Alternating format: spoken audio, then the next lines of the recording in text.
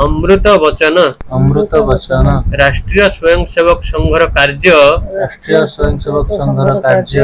आमे केउ नगर बा प्रांत पई करिनाहु बरং आमर संपूर्ण हिंदुस्तान को सुसंगठित करी संपूर्ण हिंदू समाज को स्व संरक्षण एवं बल संपन्न करिवार उद्देश्य नहीं राष्ट्रीय स्वयंसेवक संघर कार्य प्रारंभ होइअछि।